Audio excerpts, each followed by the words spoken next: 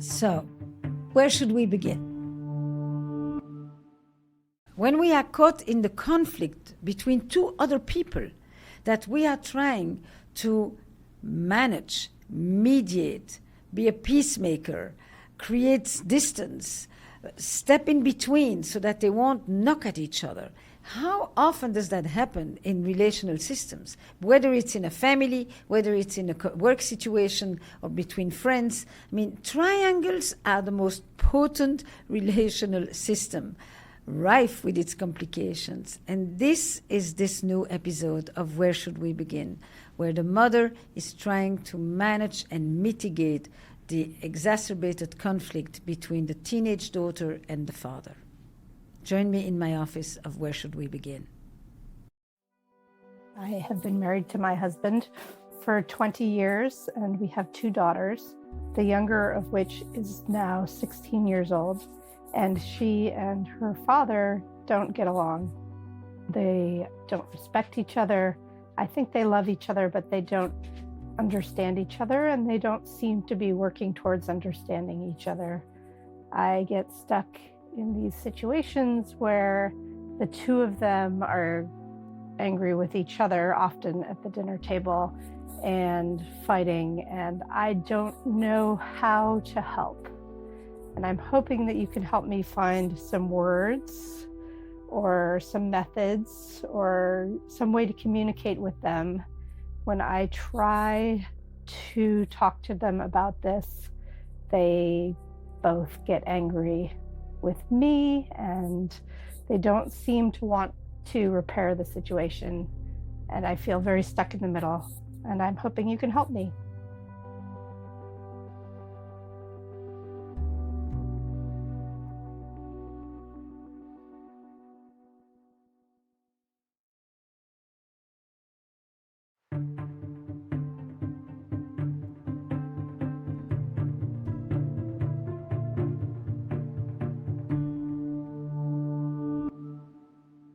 Yes. That's about right. And when they both get angry with you, that's a moment when they ally together? No. No.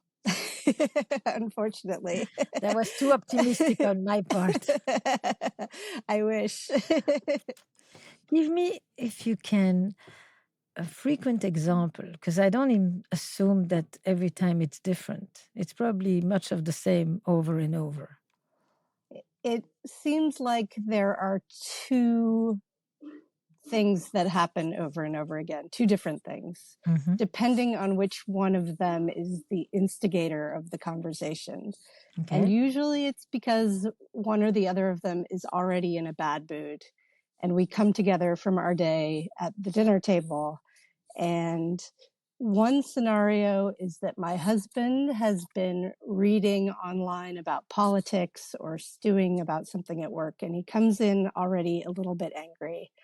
And he finds something that he's unhappy about with our daughter. Her room isn't clean.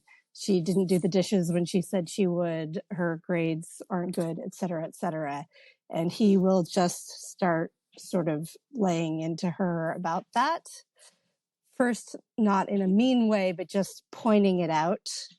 And then she gets very defensive, and then the two of them get angry with each other. So that's one scenario. And then, no, because you're part of that scenario too. And then So I find that I have sort of a freeze response where I sit and watch it escalate. And if I try to step in, it's usually in the defense of one or the other. And I have a really hard time choosing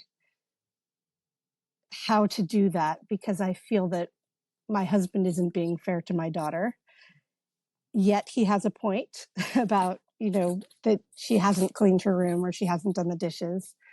And if I come in defense of my daughter, it immediately turns to comments about my parenting or my not letting him parent. And eventually he will say, I can't win, and he'll just leave the table. Mm-hmm. So yeah, I'm just looking for words or... That's one. And what's the second one? The second scenario will be that my daughter will have had a bad day and be sensitive about something. And my husband is someone who likes to tell stories and push boundaries. And he will make a comment that offends her. And she will get over the top, out of all proportion angry with him and say that she'll say something caustic like, you're racist, or you don't understand anything, or, you always do this to me. And then she'll start yelling and screaming at him, and he will be greatly offended and usually leave or defend himself and then leave. Mm-hmm. And do you ever talk about yourself? Do you have a day? Do you have a mood? Well, are you an active protagonist in this triangle besides trying to be a peacemaker? There are plenty of times that we have regular conversations at the table when everyone is in a good mood and everyone is willing to I don't know. I guess my role when things are not going well is to try to change the subject Mm-hmm. or say something calming or give an anecdote about my day. Usually too late when nobody wants to hear it because they're already angry. They're already in there. Mm-hmm. Yeah. Mm-hmm. And when you talk with each of them alone, is it just a blame fest, each one blaming the other for being impossible? Or is there any accountability whatsoever that each one can take? I find when I talk to my daughter, she will take accountability, but there's always but he's the adult. He's my father.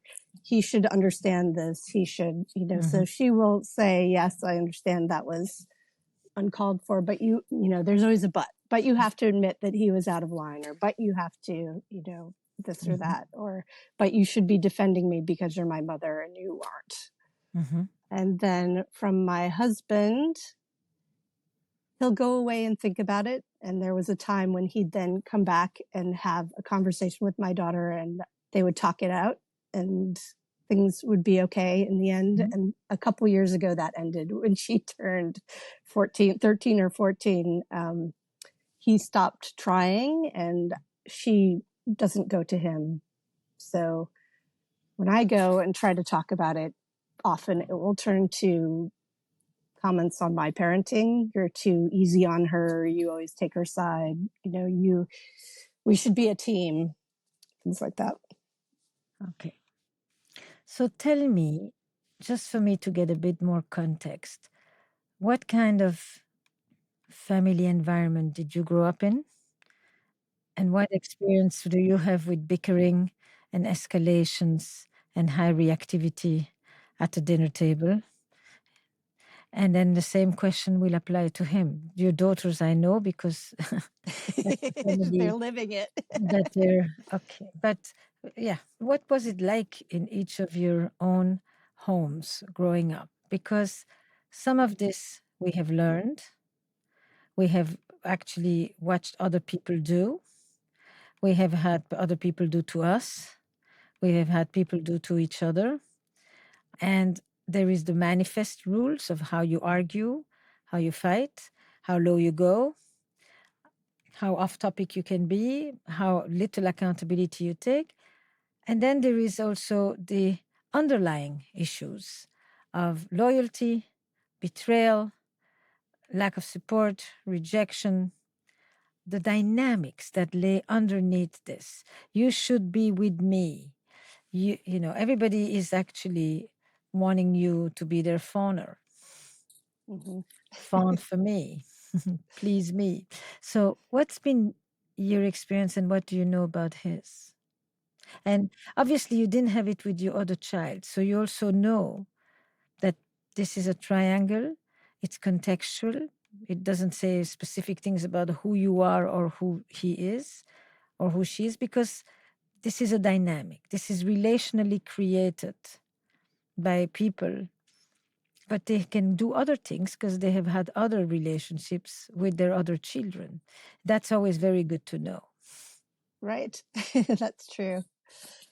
So my husband and I come from very different family situations. I grew up in the Midwest with a family that did not fight in front of each other. If we had a disagreement, I mean, of course we did occasionally, but often disagreements would happen one-on-one behind a closed door. So if my parents had an issue with something that was going on, they would go into their room and talk about it and then come out with a decision.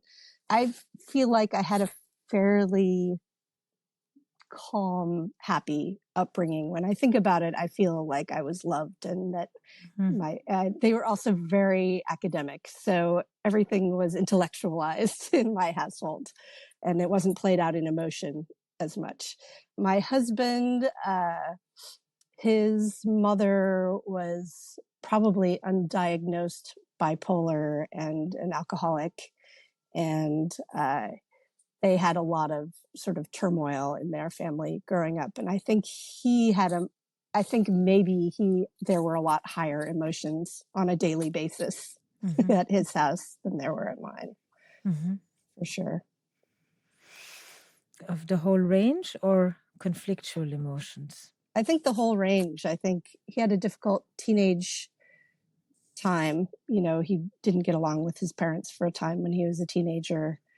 His mother passed away recently, and she was capable of huge love and everything was over the top with her, but also, a lot of the other side of that coin too. Was his rebelliousness towards his parents as a teenager somewhat similar to that of your daughter? Well, not in the way that it looks. I think the two of them are very similar personality-wise. He reacted to the chaos in his household by staying away from home a lot. He got a job early on so that he had his own money. He was in some ways taking care of his family at that age and kind of doing what he wanted. And my daughter just has chosen very different ways to express herself and hobbies. And she's maybe this is typical, maybe it's not, but my older daughter sort of has similar interests to my husband and I.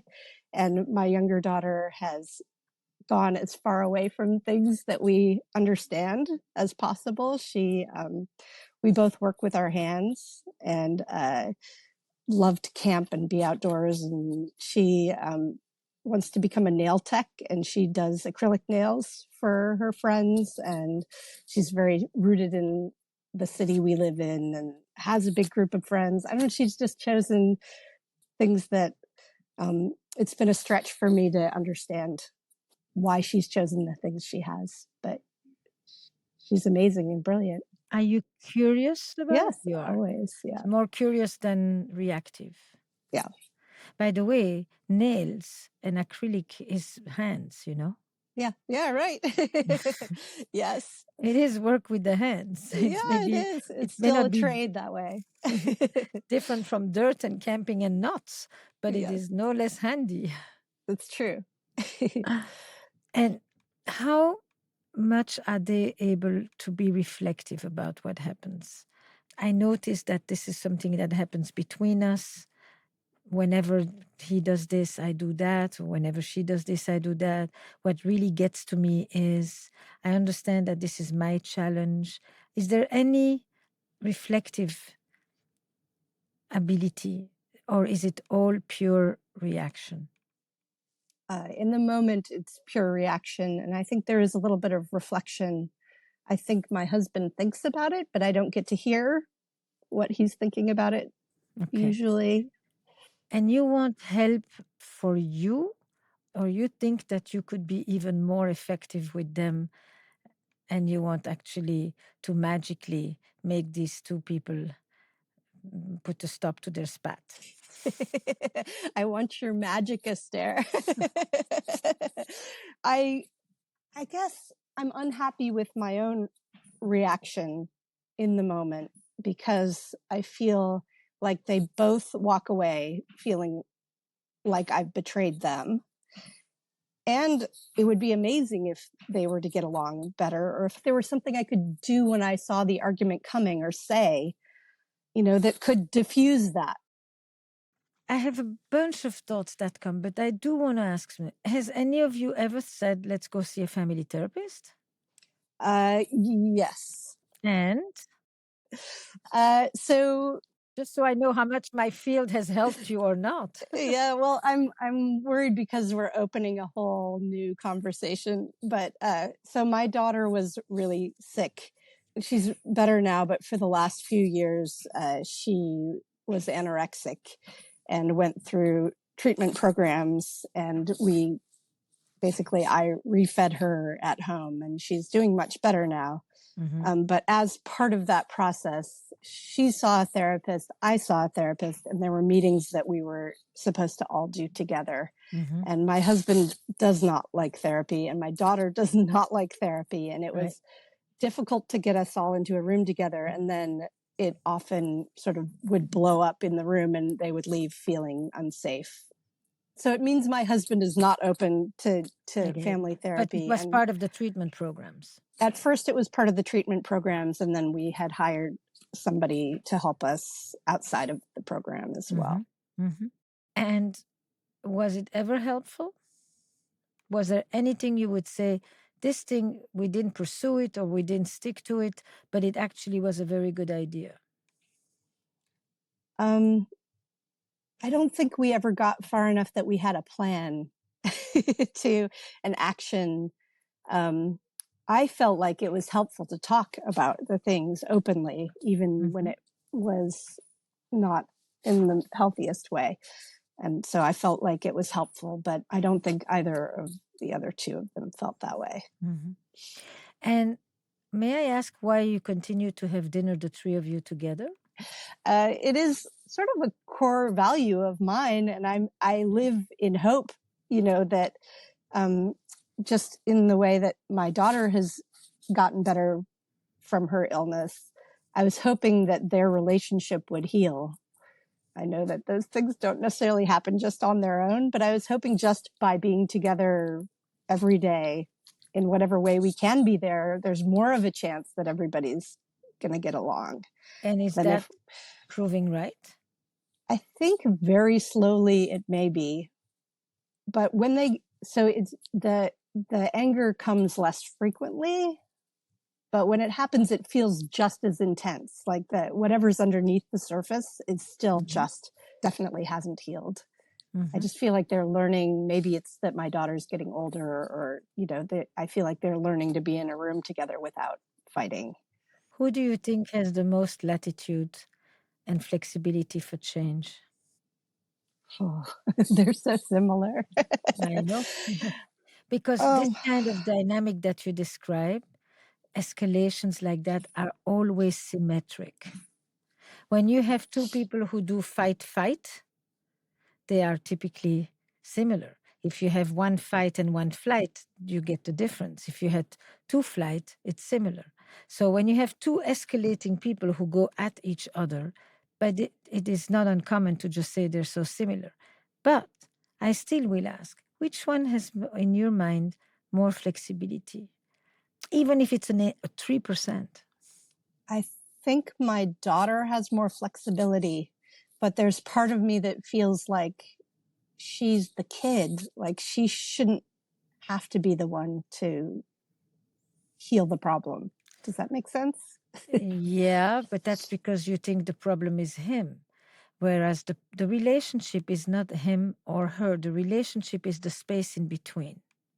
And that space in between, as my friend and colleague Hedy Schleifer says, is currently polluted. And so the relationship is that space. And each person is responsible to tend to that space so that it doesn't get polluted.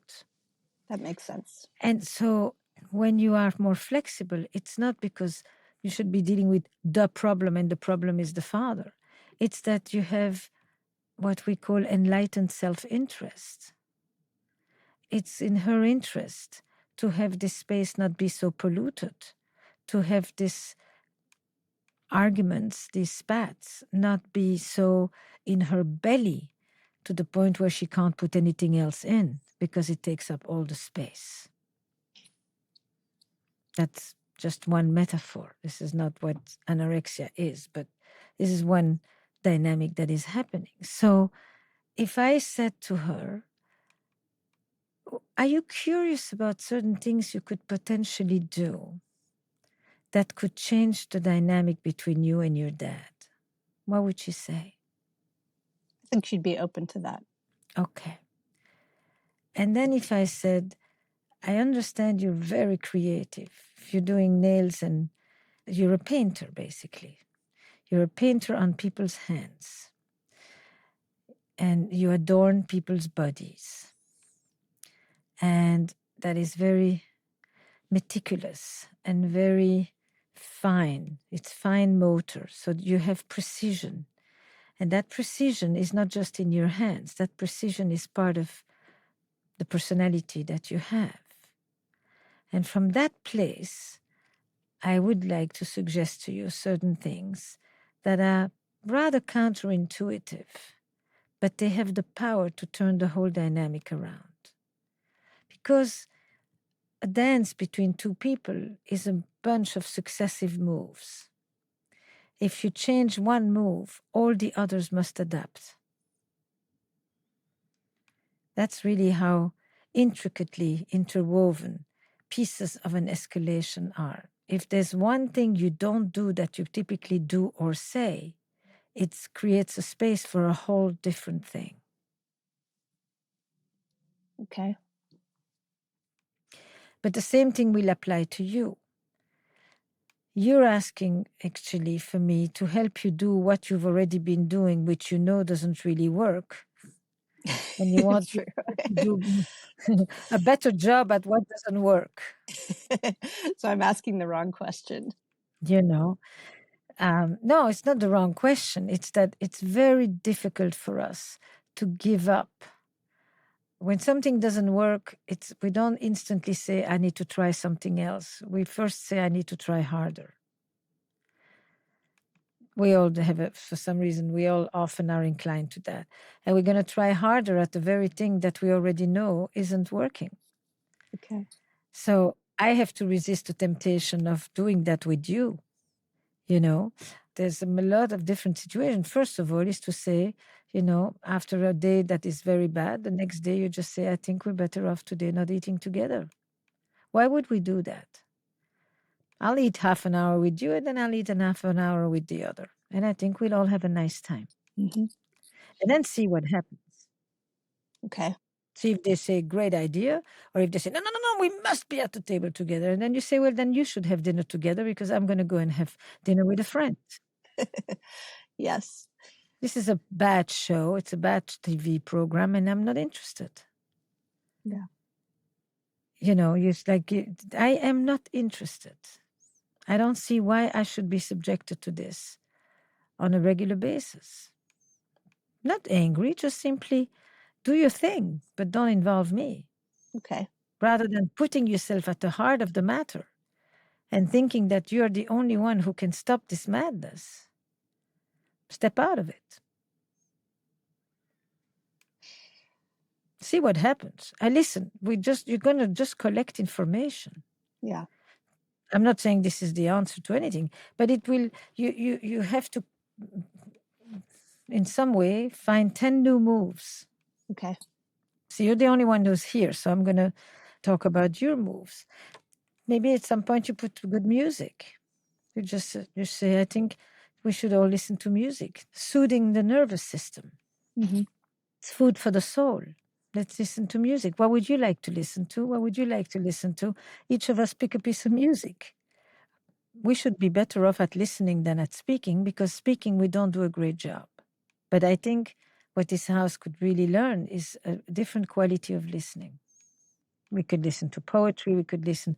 I wouldn't suggest listening to politics, since that puts him in a bad mood, or I wouldn't suggest listening necessarily to spoken word, unless it's artistic spoken word.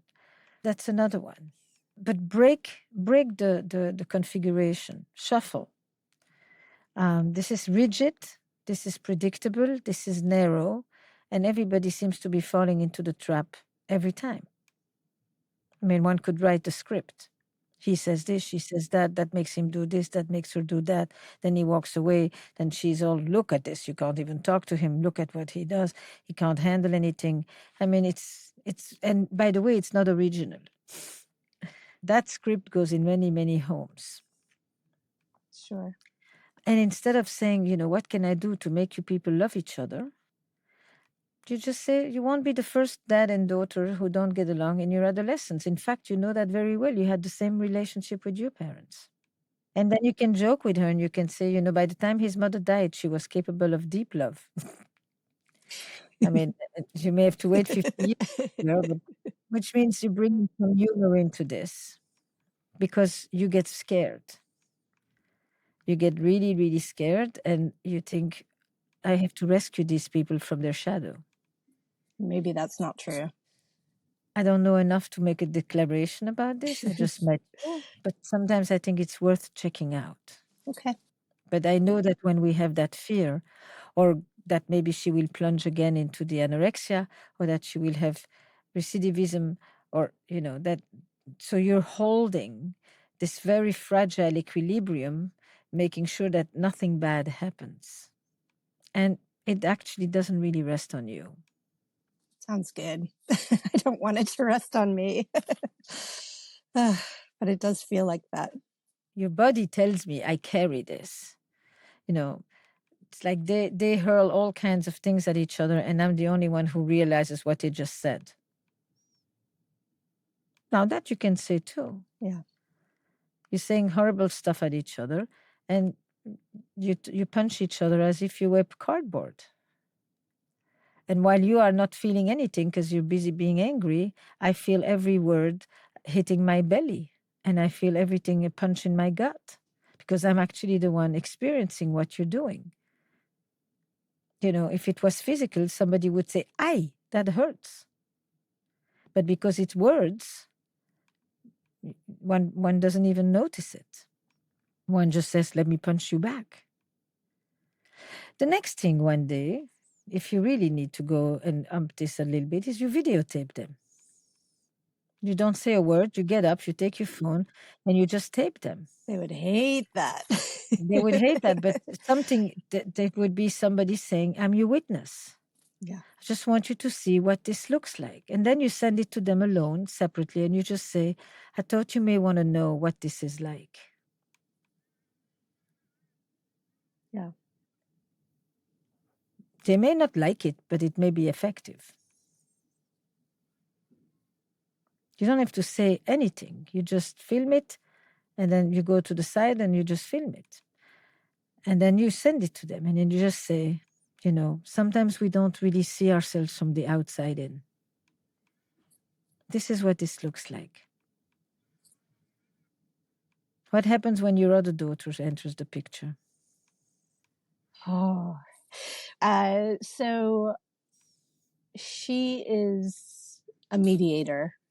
She has always she's She taken took that it to the role. next level. Yeah, Oh she did. God. I mean, that I don't mean professionally. I just mean that she takes on that role very nicely. And when she left for college, there was part of me that was like, I am worried that this family is going to fall apart when she's not here. And I realize that that's a horrible thing to think because all of that weight of those feelings are on my older child. She shouldn't have to play that role, and take on that responsibility. And is she the mediator between her sister and her dad, or is she actually the mediator between her mom and her dad? Between her sister and her dad, I would say. That is the official picture. I know that. But how much is there actually?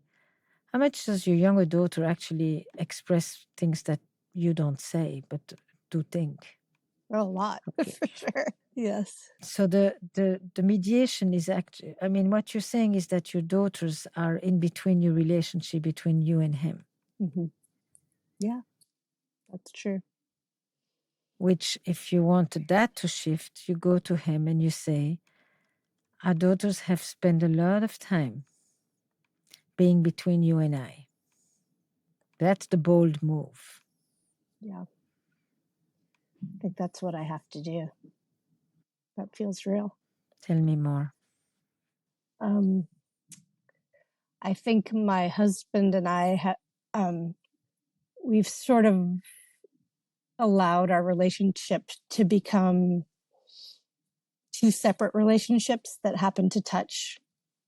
We get along really well, and he is very independent and likes to do his own thing, and I'm independent and like to do my own thing. And so there are large periods of time where he comes home from work, he goes out to the shop, his man cave in the back, and I sort of take care of things in the house, and then we touch at dinner time, and then we don't really talk. He goes to bed before I do, or vice versa, and we just don't get deep about things anymore. It's almost like we have a friendship and we live together. We also have a good sexual relationship, but that's not the same as emotionally connecting. Correct. The way we don't. So all of those emotions, you're making me feel like maybe the truth of it is that all of those emotions are then played out through our kids instead of in front of each other. Yes, that is what I am implying. Yes. I don't like that. And that you actually connect through them, even if it's negative, and that you come close when you argue about them, and that they have a job, which is to make sure to bring attention onto them so that you don't have to have so it deflects it from the two of you, but at the same time, it brings you to at least discuss something that you jointly share. Yeah. And it is one of the few things at this moment that you jointly share. So what would happen, you think, if you put all of this on paper to him, on paper or in a letter, and you just said, I've been thinking. And you seem to be a thinking group of people, and he's thoughtful as well. And what would happen if you say, here's what I imagine is a different reading of what's been going on here. And if we really want to help our kids, it's you and I who need to come back together. I like that. I can do that. Do you think he would be receptive too? I do. I think that would be a good way to approach it. It's actually been a way that we have done things in the past when we, feel very emotional about something, or there's a complicated problem between us. One of us will write it down and send it. Yeah. Beautiful. And then potentially even go and camp together and spend a few days alone, and make it a deal that you don't talk about her, that you will find other ways to connect with each other that don't involve talking about her. And she's the glue. Yeah, I think that's a good idea. And she may resist not being the glue, just so you know. Kids get used to being the glue. And so they sometimes potentially on purpose put themselves in the center because they don't really trust that their parents will find a way to each other if they don't bring them there. So you may need to reassure her that you can find your way to each other and she can go and be an adolescent. That's very insightful. I hadn't thought about it that way before. I like it. And then if your daughter stepped out of the middle, what takes its place? What would happen, for example, if you went to the shop when he's in the shop and just sat there and whatever?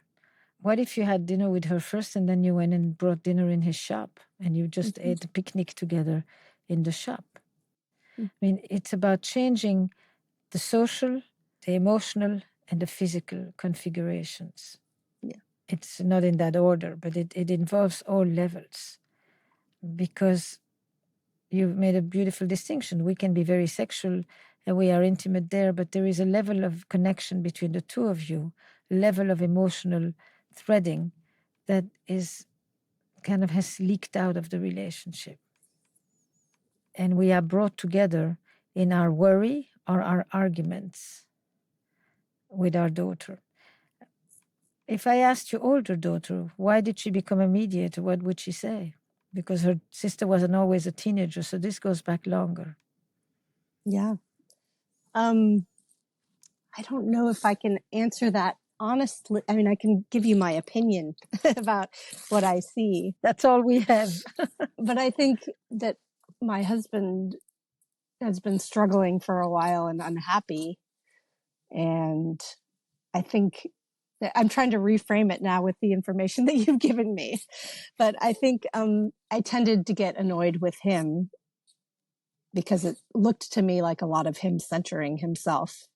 And I was struggling to take care of my younger daughter or struggling with other things. And so I think she felt like she needed to step in and take care of him and keep him as part of the family, you know, make sure he felt like somebody understood him. And so they have a strong alliance together? They do. Yeah, I would say that. So she would lift him up so that he wouldn't get too down, too depressed, too passive. I think so, in small ways, you know. But I think that that's sort of what she would do. She was also trying to keep the peace, you know, when we were all together. So she would make sure that he had someone listening to him when maybe the other two of us were rolling our eyes or just not engaged.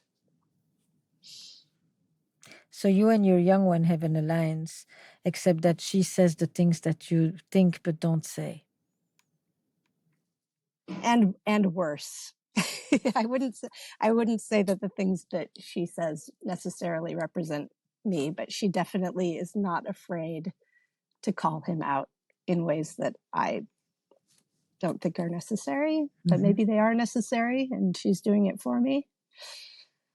I don't know. So if I hear what you say is, instead of trying to be the conciliatory, it may be that I need to take on me that which is mine, so that it doesn't filter onto her. Because part of why her intensity is so high is because she's expressing both her feelings and mine. She's doing the job of two. Yeah. I think I've been trying to keep the peace at all costs, and it's been causing the opposite. And no, you're not keeping any peace at all. Every time somebody talks to you about how they feel, you're trying to defend the other. Yeah. So that's a triangulation. Doesn't work. No, I say I'm so angry at them, and you say, but you need to understand them. I need you to understand why I'm angry at them. And you can understand them why they're angry at me. But if every time you take the position of the absent third, you're fostering the split. Yeah. And especially with her, she will then end up expressing the spoken and unspoken intensity of both people's feelings, yours and hers. So I need to be more present with my piece of the conversation. Yeah. I mean, if you roll your eyes, you have more than just that. It's true. Your older daughter is able to be compassionate with him, and you are annoyed. Sometimes, yes. Yes, sure. Of course, not always. And there's more to the story than just this. We're doing a little, you know, microsurgery here, but it's all triangular, is what I'm saying. And there is what people are picking up on their feelings, but also on the unspoken and disavowed feelings of the other, which they then bring into their own psyche. Yeah. And in the end, each of the three of you feels very alone. Your husband feels alone because he feels that all of them, except for his older daughter, but the other two are in collusion, that you don't support him, that you always defend her. She knows that you always defend him, but on some level she knows that she is also speaking for you. The older one wonders, can I have a life away from the family, because she, like you, worries that they're going to fall apart without my skillful mediation.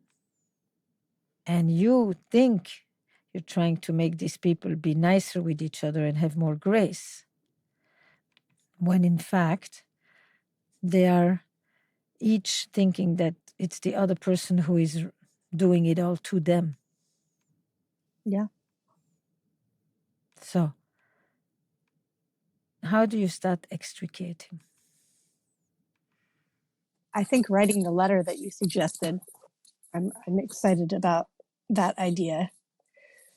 We already do some creative movement around dinner time, but I think just reframing in my mind that it's not my job to make the two of them be friends, and to re-find that connection with my husband so that we can model for my daughter, but also for ourselves, have that emotional connection, and maybe we'll be more on the same page anyway about a lot of these things that become an issue.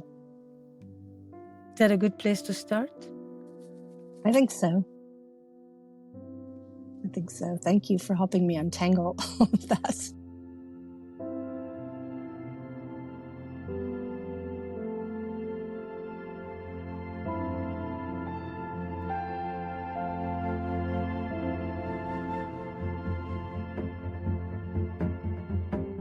This was an Esther calling, a one-time intervention phone call recorded remotely from 2 points somewhere in the world.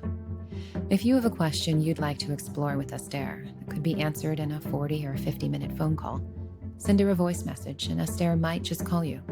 Send your question to producer@estherperel.com. Where Should We Begin with Esther Perel is produced by Magnificent Noise. We're part of the Vox Media Podcast Network, in partnership with New York Magazine and The Cut.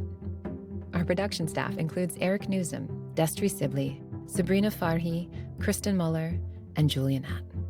Original music and additional production by Paul Schneider.